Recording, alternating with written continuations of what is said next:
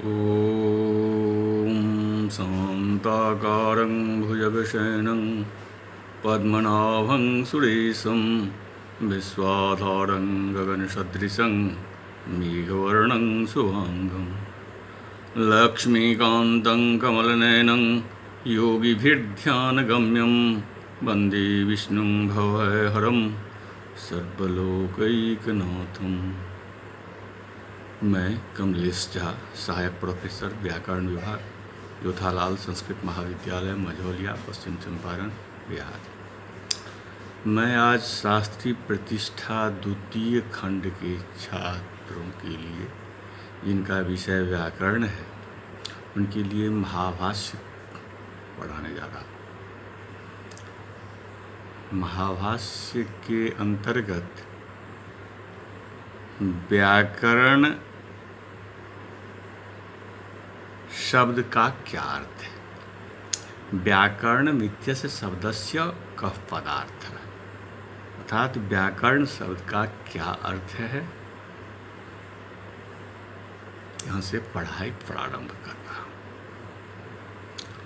अथ व्याकरण मित्यस्य शब्दस्य कः पदार्थः सूत्रम्।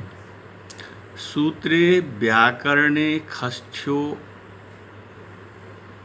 षष्ठ्यर्थो अनुपपन्नः। सूत्रे व्याकरणे षष्ठ्यर्थो अनुपपन्नः। सूत्रे व्याकरणे षष्ठ्यर्थो नोपपद्यते व्याकरणस्य सूत्रम् इति। किं हि तदन्यत् सूत्रात् व्याकरणं यस्यादः सूत्रं स्यात्।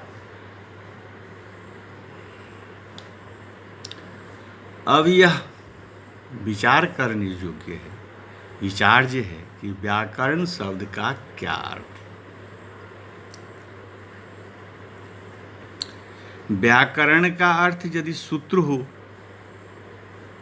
व्याकरण का अर्थ यदि सूत्र हो तो षष्ठी का अर्थ संगत नहीं होता व्याकरण का सूत्र। व्याकरण सूत्र से कौन सा भिन्न पदार्थ है जिसका वह सूत्र हो।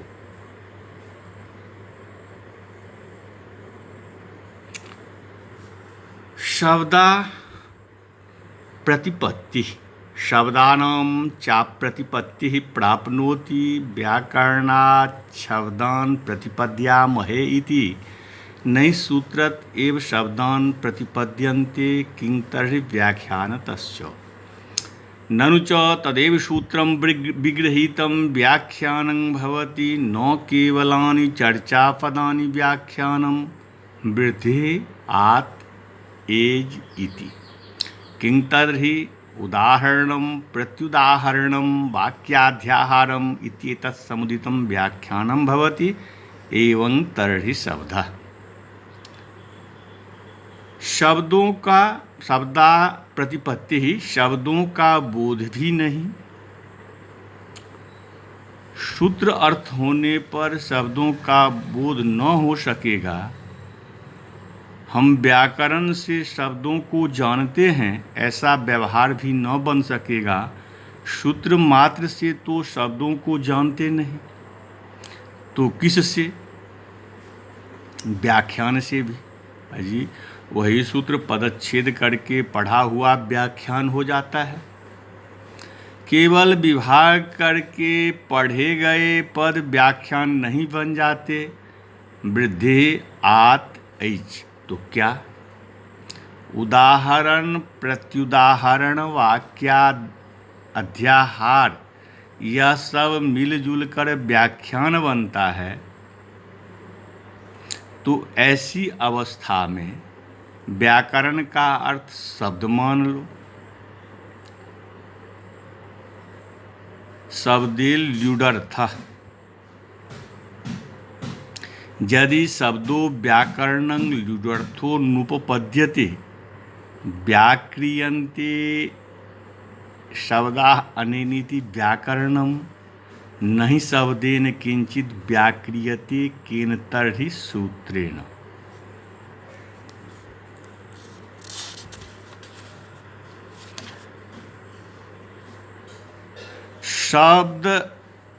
शब्दे ल्युडर्थः। शब्द अर्थ में हो, शब्द अर्थ हो, शब्द अर्थ हो तो ल्युट प्रत्यय का अर्थ नहीं जुड़ता। यह व्याकरण है इसलिए कि इससे शब्दों का प्रकृति प्रत्यय आदि रूप विभाग किया जाता है। शब्द से तो कुछ भी विभाग नहीं किया जाता, तो किस से? सूत्र से। केंतर्हि, तो किस से?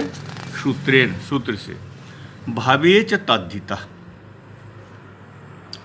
भवेच तद्धितो नुपपद्यते व्याकरणे भवो योग वैयाकरण इति नहि शब्दे भवो योग क्वतर्हि सूत्रे। तत्र भव, उसमें होता है। इस अर्थ में तद्धित प्रत्यय भी नहीं हो सकेगा।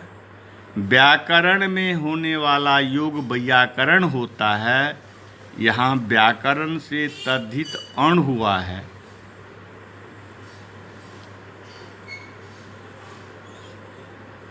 शब्दों में तो जोग होता नहीं, कहाँ होता है? सूत्र में।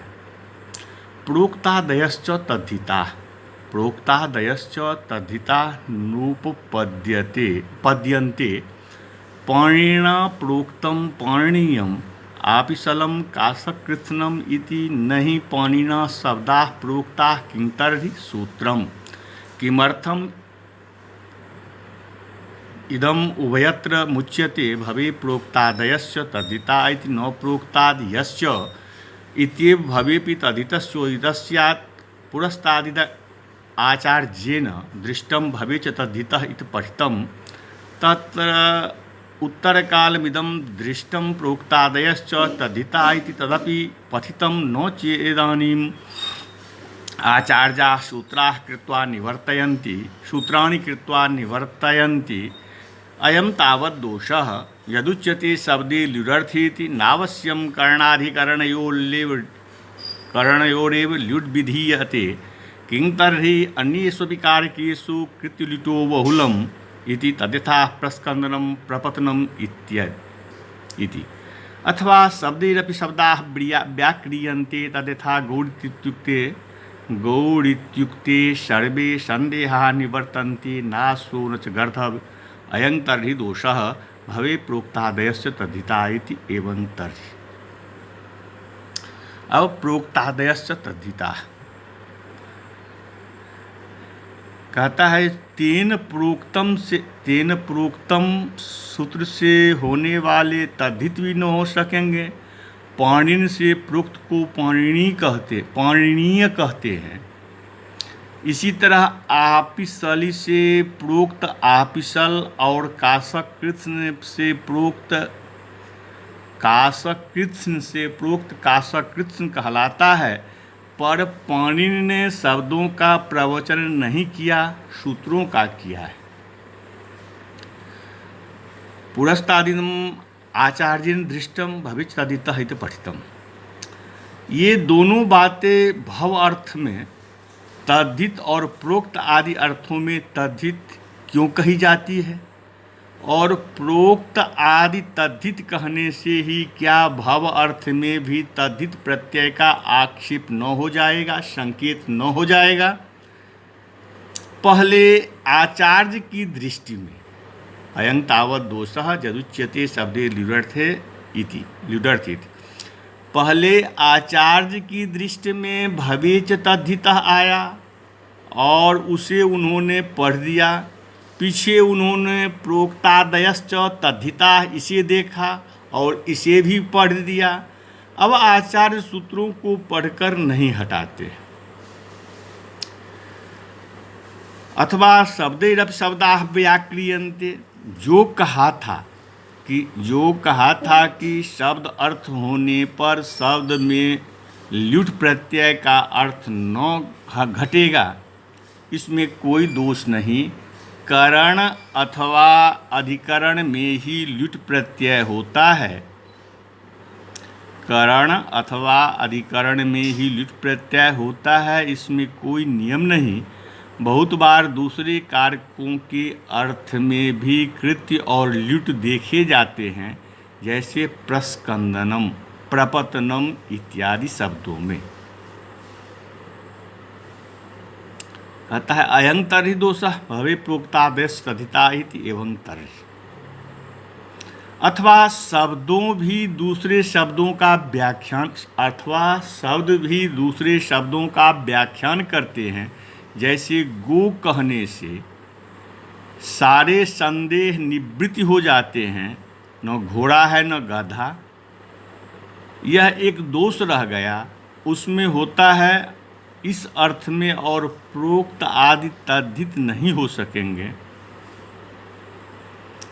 तो इस अवस्था में लक्ष्य लक्षणे व्याकरणम लक्ष्यं च लक्षणं चैतत् समुदितं व्याकरणं भवति। किं पुनर्लक्ष्यं किं वा लक्षणं शब्दो लक्ष्यः सूत्रं लक्षणम् एवं अपि अयं दोषः समुदाये व्याकरण शब्दः प्रवृत्तो अवयवे नोपपद्यते सूत्राणि चाप्यधीयानि इष्यते वैयाकरण इति नैष दोषः।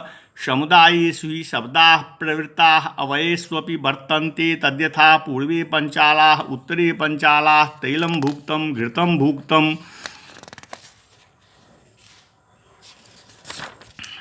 शुक्लो नीलः कपिलः कृष्ण इति। एवं अयं समुदाये व्याकरण शब्दः प्रवृत्तो अवयवेष्वपि वर्तते। अथवा पुनरस्तु सूत्रं ननु चोक्तं सूत्रे व्याकरणे षष्ठ्यर्थो अनुपन्न इति नैष दोषः व्यपदेशिवद्भावेन न भविष्यति। यद्यपि उच्यते शब्दाः प्रतिपत्तिरिति नहि सूत्रतेव शब्दान् प्रतिपद्यन्ते किं तर्हि व्याख्यानतश्चेति परिहृतमेतत् तदेव सूत्रं विगृहीतं व्याख्यानं भवतीति ननु चोक्तं न केवलानि चर्चापदानि व्याख्यानं वृद्धे आत् एजिति। किं तर्हि उदाहरणं प्रत्युदाहरणं वाक्याध्याहार इत्येतत् समुदितं व्याख्यानं भवतीति अभिजानत् एतदेवं भवति। सूत्रत एव हि शब्दान् प्रतिपद्यन्ते आतश्च सूत्रत एव जो हि उत्सूत्रं कथयेन्नादौ गृह्यते अत्र किमर्थो वर्णानाम् उपदेशः।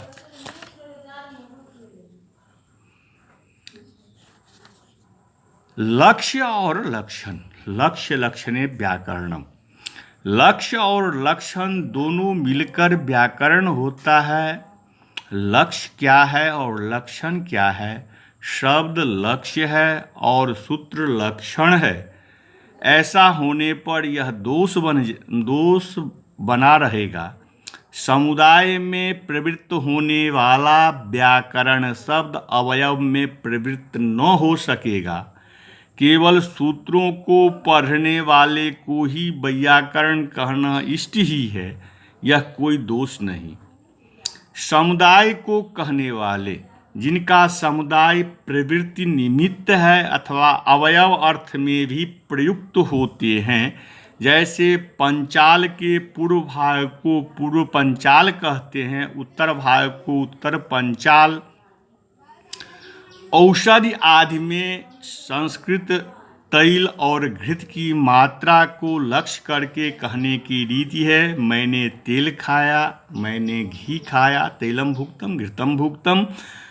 वस्त्र आदि के एक देश के शुक्ल नील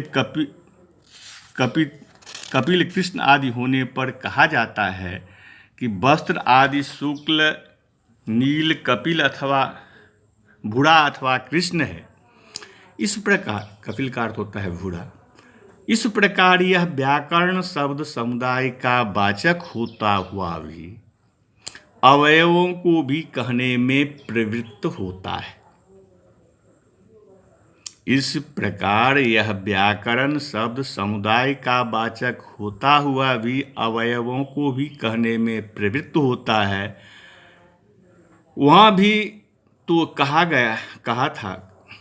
तो यह कहा था कि सूत्र अर्थ होने पर व्याकरण से षष्ठी विभक्ति संगति न होगी, यह कोई दोष नहीं। मुख्य के साथ जैसा व्यवहार होता है, गौण के साथ भी वैसा व्यवहार होता है। इस न्याय से षष्ठी विभक्ति की संगति लग जाएगी। और जो कहा था कि सूत्र अर्थ होने पर शब्दों का बोध न हो पाएगा, क्योंकि केवल सूत्र से शब्दों को नहीं जानते हैं किंतु व्याख्यान से भी। इस दोष का परिहार किया जा चुका कि जब यह कहा गया कि वही सूत्र पदच्छेद से व्याख्यान बन जाता है, अजी यह भी कहा गया था केवल विभाग करके पढ़े हुए पद व्याख्यान नहीं हो जाते। वृद्धि जैसे वृद्धि आत एच, तो क्या उदाहरण प्रत्युदाहरण वाक्याध्याहार यह सब मिलजुल कर व्याख्यान होता है। न जानने वाले के लिए ऐसा होता है, सूत्र से ही शब्दों को जानते हैं और इस हेतु से भी सूत्र से ही जानते हैं। जो भी सूत्र का अतिक्रम करके रहेगा वह उसका वचन न माना जाएगा। अब यह विचार्य है, अथ किमर्थो वर्णानाम उपदेशः। अब यह विचार्य है कि वर्णों का उपदेश किस लिए किया जाता है। वृत्ति समवायार्थः उपदेशः। वृत्ति समवायार्थो वर्णानाम उपदेशः। वृत्ति समवायार्थो वर्णानाम उपदेशः किमिदं वृत्ति समवायार्थेति। वृत्तये समवायो वृत्ति समवायः, वृत्त्यर्थो वा समवायो वृत्ति समवायः, वृत्ति प्रयोजनो वा समवायो वृत्ति समवायः। का पुनर्वृत्तिः शास्त्र प्रवृत्तिः। अथ कः समवायः वर्णानाम् अनुपूर्वेन सन्निवेशः। अथ कः उपदेशः उच्चारणं कुत एतत् दिशिरुच्चारणक्रियः उच्चार्य ही वर्णानाः उपदिष्टा इमे वर्णा इति। वृत्ति समवायार्थ उपदेश। वृत्ति समवाय के लिए वर्णों का उपदेश है। वृत्ति समवाय क्या चीज है? वृत्ति के लिए समवाय वृत्ति समवाय है। वृत्ति का उपकारक समवाय वृत्ति समवाय है, अथवा वृत्ति का प्रयोजक समवाय वृत्ति समवाय है। वृत्ति क्या चीज है?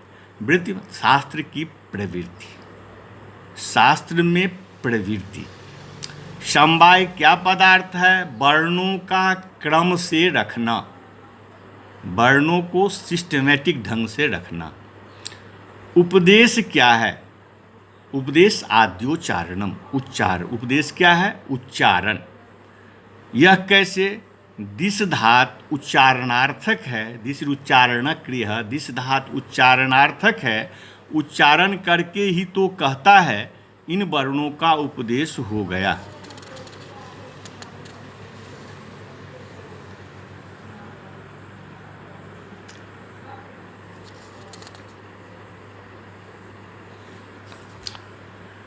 अनुबंध करणार्थस्य। अनुबंध लगाने के लिए भी।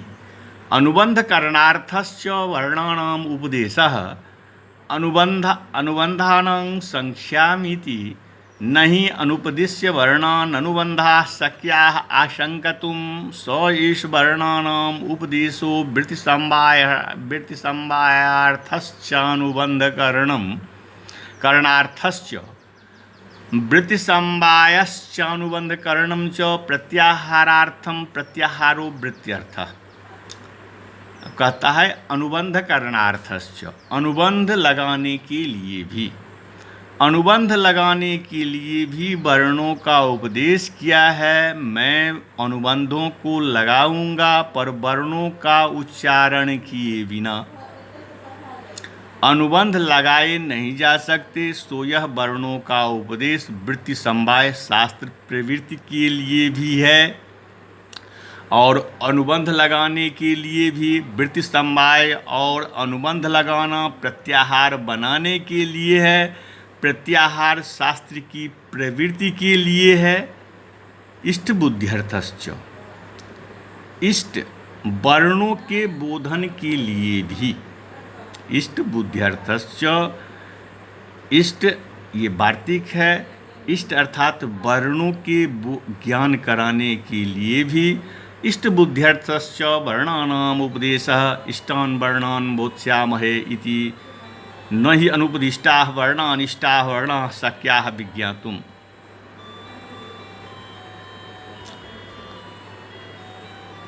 कहता है इष्ट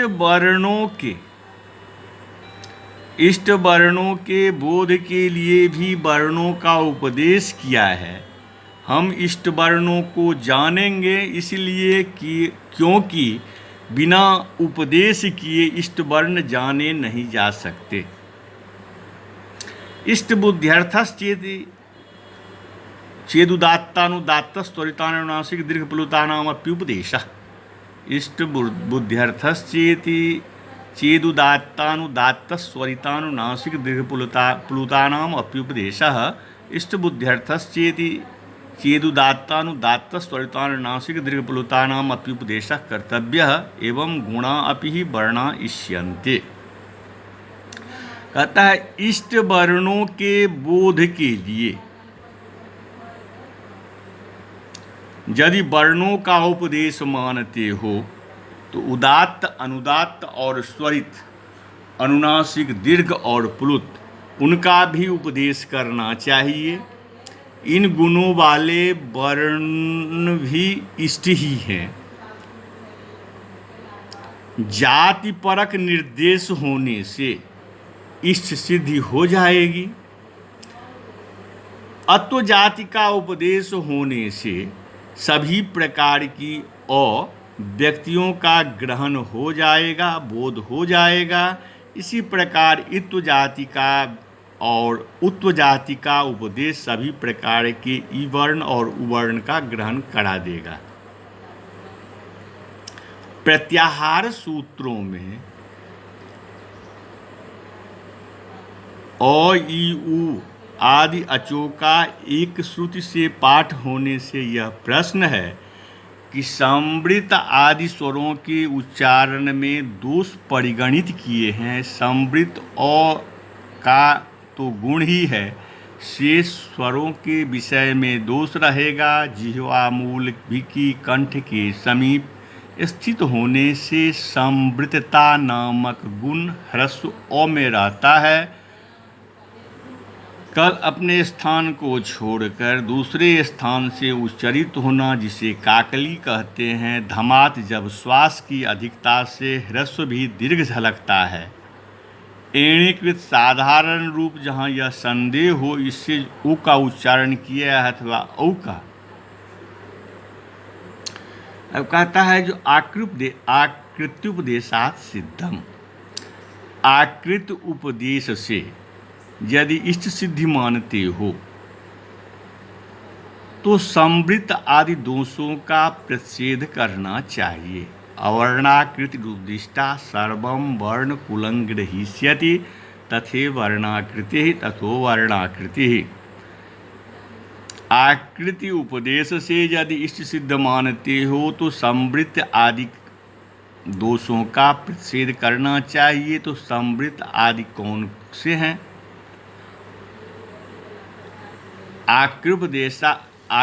आकृत्युपदेशात् सिद्धम इति चेत संवृतादीनां प्रतिषेधः। आकृत्युपदेशात् सिद्धम इति चेत संवृतादीनां प्रतिषेधो वक्तव्यः। के पुनः संवृतादयः संवृतः कलोधमात् एणीकृतो अम्बुकृतो अर्धको ग्रस्तो निरस्तः प्रगीत उपगीतः श्वीनो रोमस इति। अपराः ग्रस्तं निरस्तमवलम्बितं निरहतमम्बुकृतं धमात्मथो विकम्पितं छन्दष्टमेणीकृतमर्धकं द्रुतं विकीर्णमेता स्वरदोषवावणः इति अतो अन्ये व्यंजन दोषाः। कहता है तो संवृत आदि कौन से हैं? संवृत कल, धमाथ, एणीकृत, अम्बुकृत, अर्धक, ग्रस्त, निरस्त, प्रगीत, उपगीत, क्षीण, रोमस। दूसरा कोई वृत्तिकार कहता है ग्रस्त, निरस्त, अवलंबित, निरहत, अम्बुकृत, धमात, विकम्पित, संदष्ट, एणीकृत, अर्धक, द्रुत और विकर्ण ये स्वर दोष हैं। इनसे भिन्न व्यंजनोच्चारण के दोष हैं। अब यहाँ कहना है कि समृत आदि स्वरों के उच्चारण में दोष परिगणित होते हैं। समृत औ का तो गुण ही है, शेष स्वरों के विषय में दोष रहेगा। जिह्वा मूल की कंठ के समीप स्थित होने से समृतता नामक गुण ह्रस्व अ में आता है। कल अपने स्थान को छोड़ दूसरे स्थान से उच्चरित होना, जिसे काकली कहते हैं। धमात, जब श्वास की अधिकता से ह्रस्व भी दीर्घ झलकता है उसे हम धमात कहते हैं। एणीकृत, साधारण रूप, जहाँ यह संदेह हो कि इसने ओ का उच्चारण किया है अथवा औ का, इसको एणीकृत कहते हैं। अम्बुकृत, जो व्यक्त होता हुआ भी मुंह के अंदर जो व्यक्त होता हुआ भी मुंह के अंदर उच्चारित हुआ सा सुनता है, वह अम्बुकृत कहलाता है। अर्धक, जो दीर्घ भी ह्रस्व प्रतीत होता है, वह अर्धक कहलाता है। ग्रस्त, जो जिह्वा मूल में निगृहित अव्यक्त, वो ग्रस्त है। निरस्त, निष्ठुर, कर्कश ध्वनि वाला अथवा मतांतर में त्वरित। प्रगीत, साम की तरह गाकर उच्चारण किया हुआ उसे प्रगीत कहते हैं। उपगीत, समीप में दूसरे वर्ण के गाने से अनुरक्त। क्षीण, कंपन युक्त। रोमस, गंभीर। अवलंबित, वर्णांतर से मिला हुआ। निरहत, रुक्ष। संदष्ट, बढ़ाकर उच्चारण किया हुआ। विकीर्ण, आगे आने वाले दूसरे वर्ण में जा मिला हुआ अथवा एक होता हुआ भी जो अनेक भासता हो, दिखता हो, सुनाई पड़ता हो। गर्गादि विदादि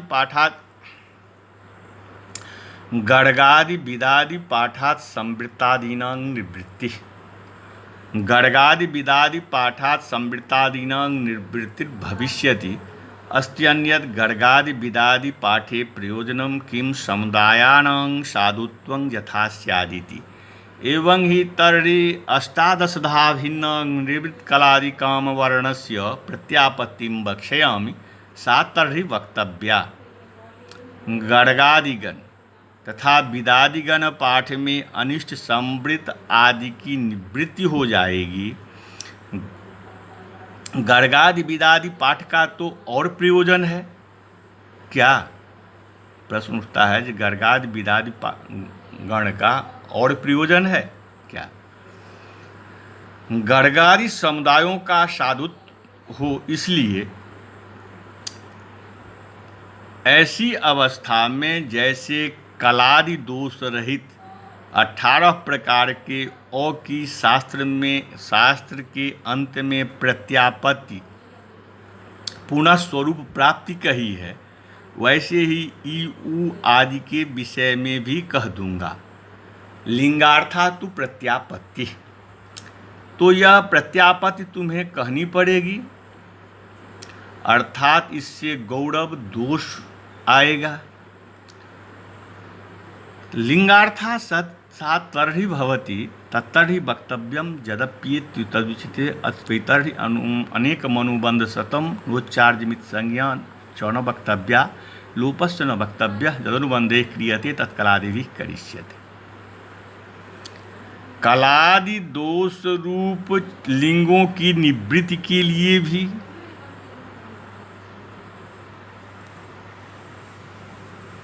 अब यहाँ कहता है गर्गादि समुदाय में गर्गादि विदादि पाठात् संवृत्तादीनां निवृत्ति है।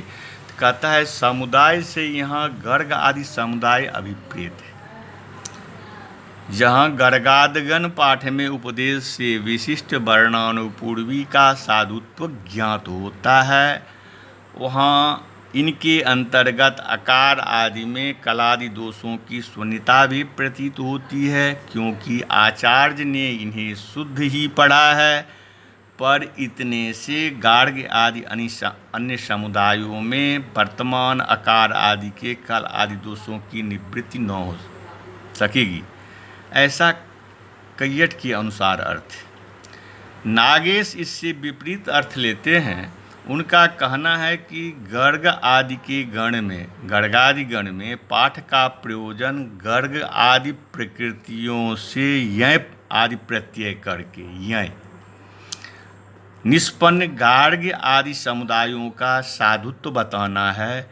इसमें चरितार्थ हुआ गर्गादि पाठ संवृत्त आदि दोषों की निवृत्ति न कर सकेगा।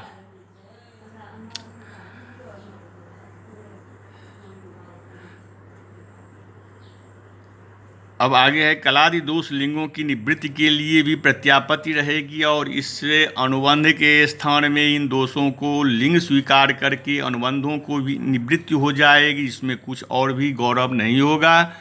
तब धातु आदि में कलादि लिंग कर दिए जाए।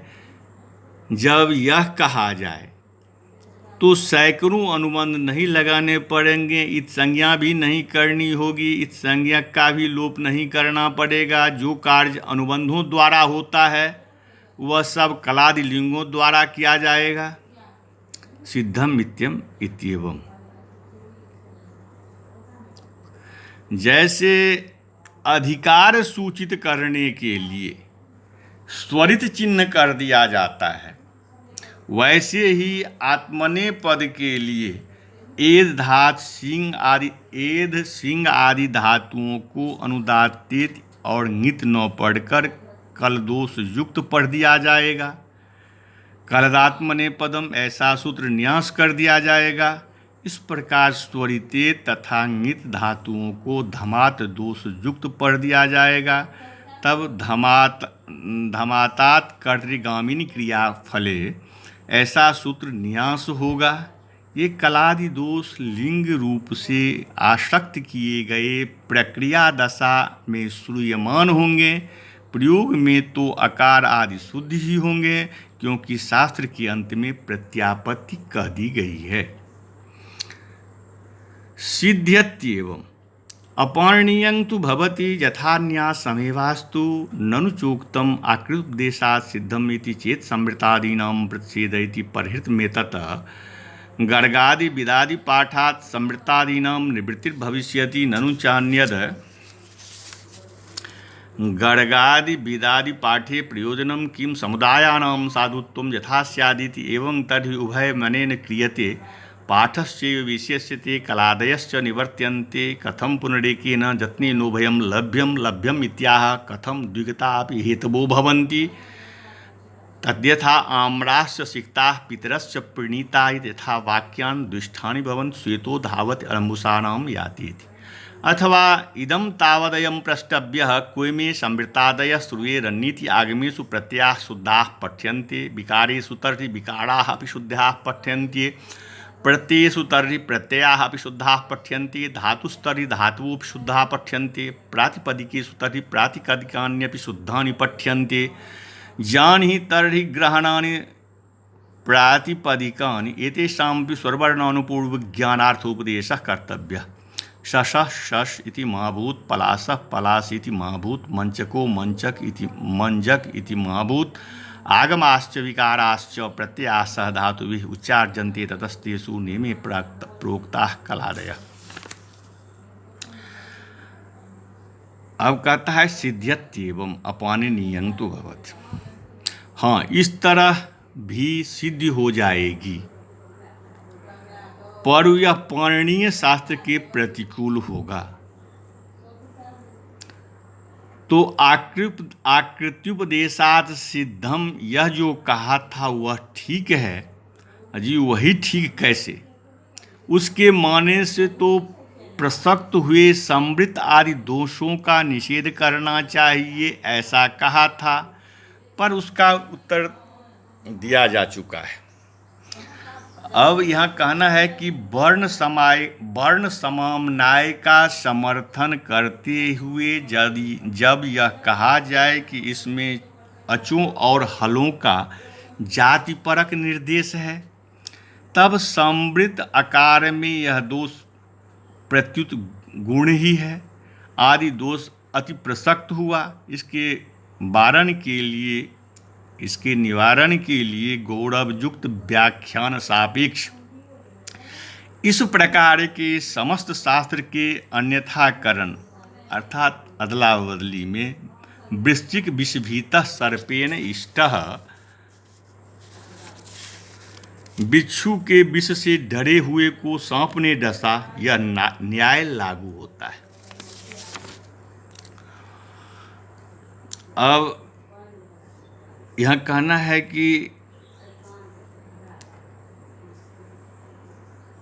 इस तरह भी इष्ट सिद्ध हो जाएगी, पर यह पाणिनीय शास्त्र के प्रतिकूल होगा। तो आकृत्युपदेशात् सिद्धम, यह जो कहा था वह ठीक है, अजी वही ठीक कैसे? उसके मानने से तो प्रसक्त हुए समृत आय दोषों का निषेध करना चाहिए, ऐसा कहा था। पर उसका उत्तर दिया जा चुका कि जब यह कहा गया गर्गादि विदादिगण पाठ में समृत आदि दोषों की निवृत्ति हो जाएगी, अजी वहाँ यह भी तो कहा गया था कि गर्गादि विदादिगण पाठ का दूसरा प्रयोजन है क्या? गर्गादि समुदायों की साधुता जिसमें हो। अच्छा, तो गर्गादि विदादि पाठ से दोनों कार्य किए जाते हैं, पाठ भी विशिष्ट होता है। इस तरह अनुपूर्वी विशेष वाले गर्ग आदि प्रातिपदिकों से यह प्रत्यय हो और औरों से यह प्रत्यय हो और औरों से न हो, और कल आदि दोष भी निवृत्त किए जाते हैं। पर क्या एक ही यत्न से दो फलों की प्राप्ति हो सकती है? हाँ, हो सकती है। कैसे?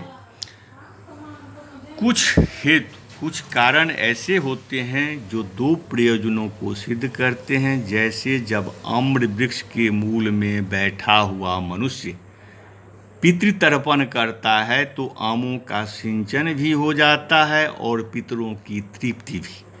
इसी प्रकार वाक्य भी द्वयर्थक होते हैं। श्वेतो धावत, इस वाक्य के दो अर्थ हैं। कुत्ता यहाँ से दौड़ता है, श्वेत गुण वाला दौड़ता है।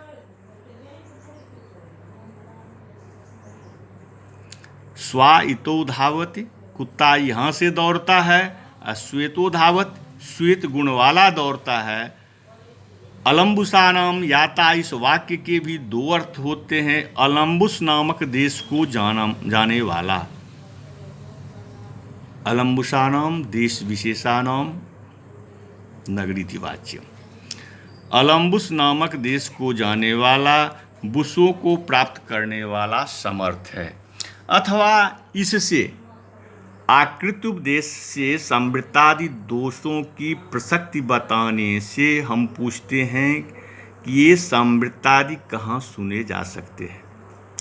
यदि कहीं आगमों में, आगम तो आचार्य ने शुद्ध पढ़े हैं तो विकारों आदेशों में सही, विकार आदेश भी शुद्ध पढ़े हैं तो प्रत्ययों में, प्रत्यय भी शुद्ध पढ़े हैं तो धातुओं में, धातु भी शुद्ध पढ़े हैं तो प्रातिपदिकों में, प्रातिपदिक भी शुद्ध पढ़े हैं तो फिर जिन प्रातिपदिकों का विधि वाक्यों में उपदेश नहीं किया है उनमें उनका भी स्वर और वर्णानुपूर्वी के ज्ञान के लिए संग्रह इष्ट है, ताकि तालव्य सस के स्थान पर मूर्धन्य स्व, शश पलाश के स्थान पर पलाश मूर्धन्य स्व, मंचक के स्थान पर मंजक न हो। आगम आदेश प्रत्यय और धातु, आगम आदेश प्रत्यय और धातु ये सभी शुद्ध उच्चारण किए हैं, अतः इन कलादि दोषों का प्रसंग भी नहीं। इस तरह से आज के पाठ को यहीं विराम दिया जाता है। नमस्कार।